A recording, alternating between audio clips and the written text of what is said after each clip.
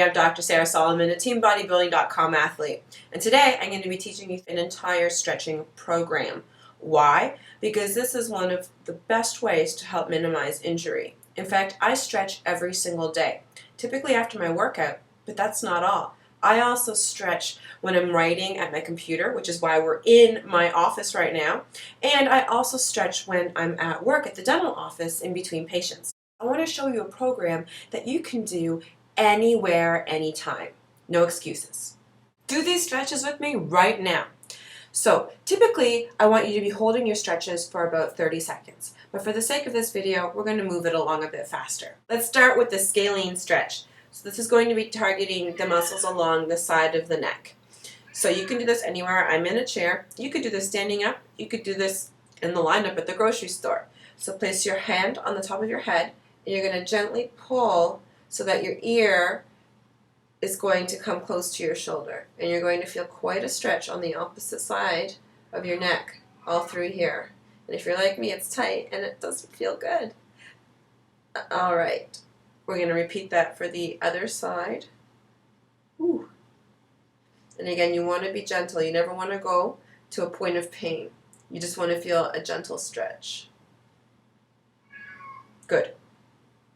Next, we're going to stretch our upper traps. This is such a notoriously tight area. So, I want you to do the same technique we did for the Scalene Stretch. You're going to bring the ear towards the shoulder, but now what you're going to do is you're going to sniff your armpit. Ooh, there's a lot of activity happening all through my upper traps here. And again, keep it gentle. Ooh.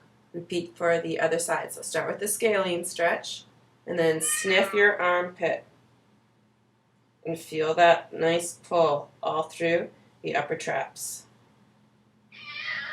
Next, we're going to do the chest stretch, and you can use any doorway anywhere. So place your elbows at shoulder height, and you're going to lean into the doorway until you feel a stretch in your chest musculature.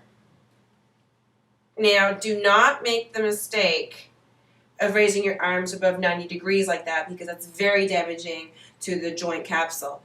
If you don't have a doorway, then just do one arm at a time. So I'm just putting my arm on the wall, and then I'm going to actually turn my feet, not my torso. There's no twisting action here. So I'm turning with my feet to point this way, and I'm getting a nice stretch all through the chest.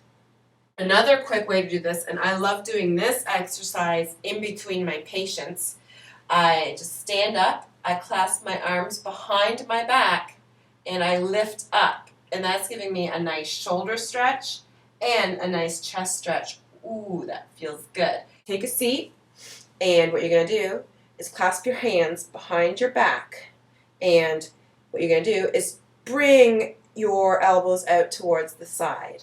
Ooh, that feels good. And hold that position. That is a tough one. This next exercise is one of my favorites. I probably do it a million times a day to target my upper back and the back of my shoulder. So what we're going to do is we're going to cross one arm in front of the chest. We're going to use the other hand, place it on the elbow, and we're going to pull the arm towards the chest until we feel a stretch. You can see where my tattoo is? Yeah, that's marking the spot. So we're going to feel a stretch through the shoulder blades and the upper back. This is going to help to decrease the tension in the shoulders as well as the neck. Ooh, I have a nasty trigger point in that area. Okay, so we're going to do the same thing on the other side. Perfect. The other thing that I always make a point of doing, especially when I am working at my desk all day long or working over patients, I will stand up and I will purposely bend backwards about 5 to 10 times just to ensure I'm doing the opposite motion to that horrible slouch posture I was just in. Just squishing my discs back into position. If you want, instead of doing it this way, you can get down onto the ground and actually do the sloppy push-up like that. Then hold that. Now, you want to make sure you're keeping your hips here on the ground. I don't want you to, lift that part up. So the hips stay on the ground, and you're pushing up, arching your back on purpose. Triceps. So bring one arm up overhead, bend at the elbow. You're going to use the other arm to help stabilize you in a position, and I'm bringing my fist down towards my shoulder, and I'm feeling quite a stretch all through the triceps. And we're going to repeat for the other side. And again, you don't want the arm forward, you want to be bringing it back. This next stretch is very important for anyone who's always typing on the job, or for people who have jobs that make them do repetitive hand motions, such as hygienists or dentists. So this is the wrist flexor stretch. So you're going to extend your arms straight out with the palm facing up. With your other hand, you're going to grasp the thumb and the fingers, and you're going to extend that arm and slowly pull the fingers backwards until you can feel a stretch over the forearm. And we're going to repeat for the other side. So palm up, and then grab the thumb and the fingers and extend back until you feel that stretch. This is the sitting piriformis stretch. So you're going to cross one leg over the other one. You're going to keep your back straight, and you're going to bring your torso forward until you feel a stretch in the hip and the gluteal area.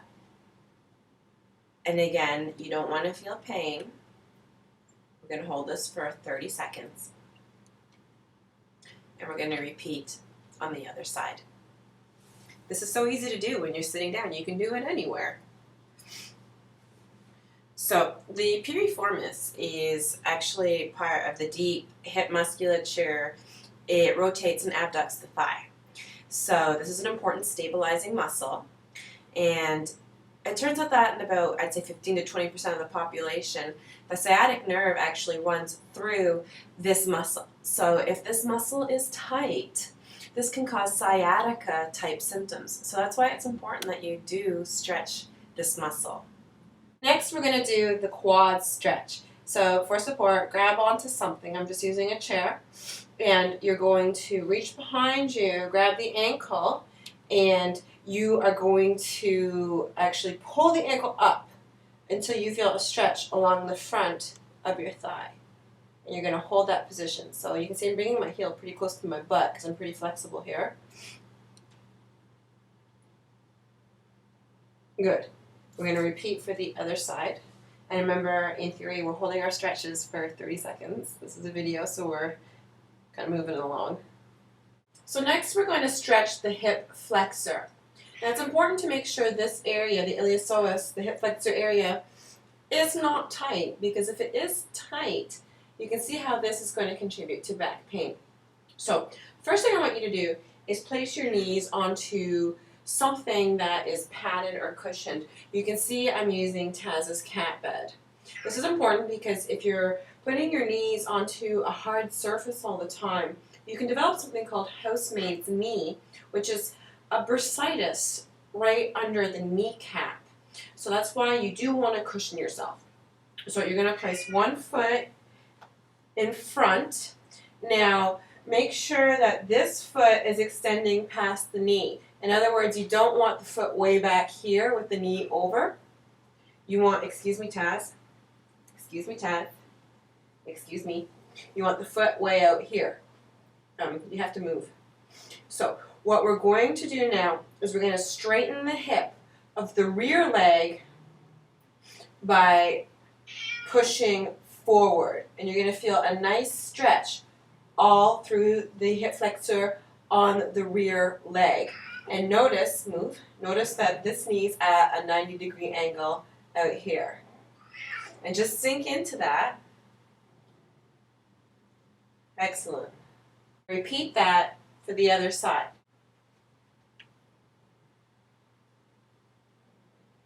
Now, if you really want to go to town on your hip flexor, what you can do is you can actually bend the back leg up.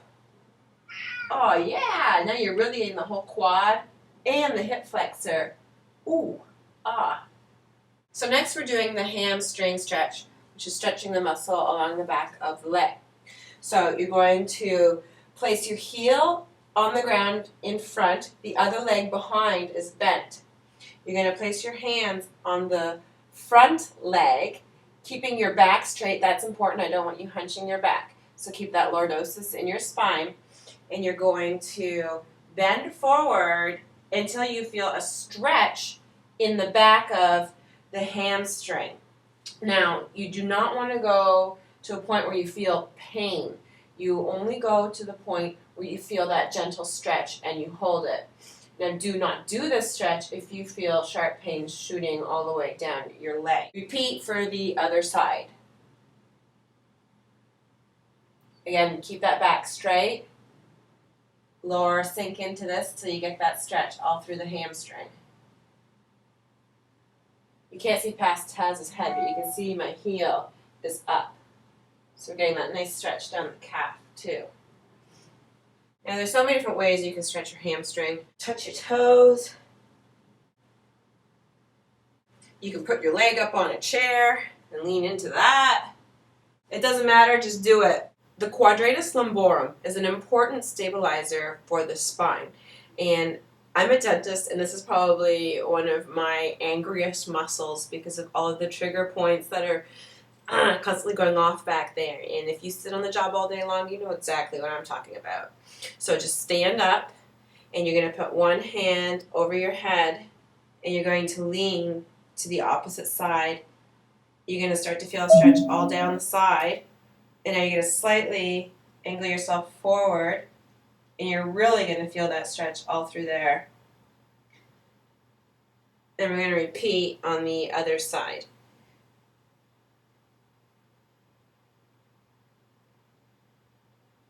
Ooh, that feels good.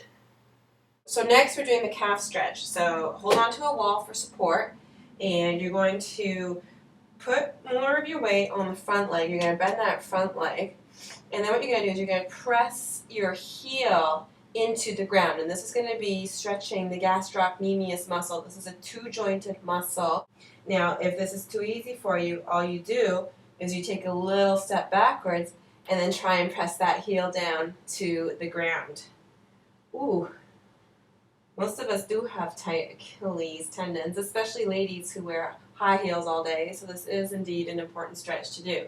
Now, to stretch the muscle underneath the gastroc, the soleus, this is a one-joint muscle, so all you have to do now is change from this position into a bent knee position in the back leg. And you can see I can't keep my heel on the ground anymore, so I'm actually going to bring my leg forward. I'm going to bend. Oh yeah, I'm feeling it, I'm feeling it. Now let's switch to the other side. So we're going to start with the gastroc. So press that heel into the ground. Oh yeah, I'm feeling it. And then we're going to switch to the soleus. So we're going to bend the back leg now. Super. So next we're going to stretch the iliotibial band, the IT band, which runs all the way down the outside of your thigh. Now this area is really prone to becoming tight, especially in anybody who tends to work out a lot or who runs a lot. And this isn't a good thing because it can actually cause the patella to start to track a little bit laterally, and that can contribute to knee pain. So not only is it important to stretch this, but I'm also going to teach you how to foam roll it. And a lot of times people think they have knee pain because there's something wrong with their knee, but in actual fact, it's the tight IT band. So what you're going to do is you're going to cross one leg in front of the other one. And you're going to reach your hands down towards the back foot, and you're going to feel a stretch all outside the outside of the thigh of the back leg. And you're going to repeat this for the other side. So cross one foot in front of the other, then you're going to reach backwards for the foot behind. And you're going to get that stretch all through here. Now this is a more difficult muscle to stretch. I find I don't feel it so much doing this because I am a little bit more flexible, which is why I do emphasize the importance of foam rolling, and we'll get to that in the next video.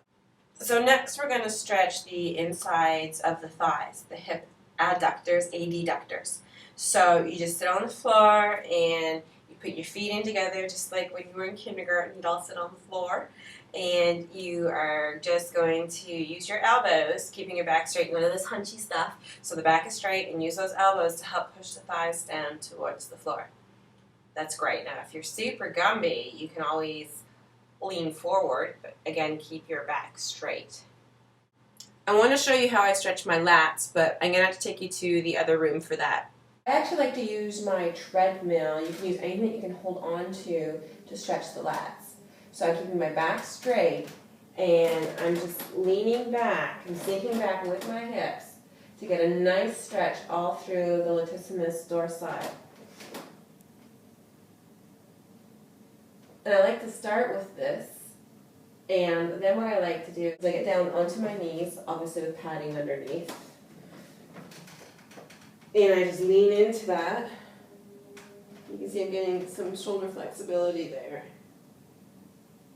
So let's go back to the lat stretch for a moment. So you can see I've completely relaxed and I've stretched back pretty far. Now what I want to do is I want to actually try to traction my shoulder joints. So I'm leaning back with just one arm. I'm getting some nice traction here. You can watch it with the other arm. You can see how I'm getting some nice traction all through my shoulder joint. It's also getting a nice stretch all through the lat. One thing I like to do to really get into this is I'll use a little bit of resistance from the other way. So I'm pushing with this, pulling with the other side, and really getting into that lat and tractioning my shoulder joint. And we repeat for the other side. So pull back and then push with the other side. Perfect. Oh, that feels good.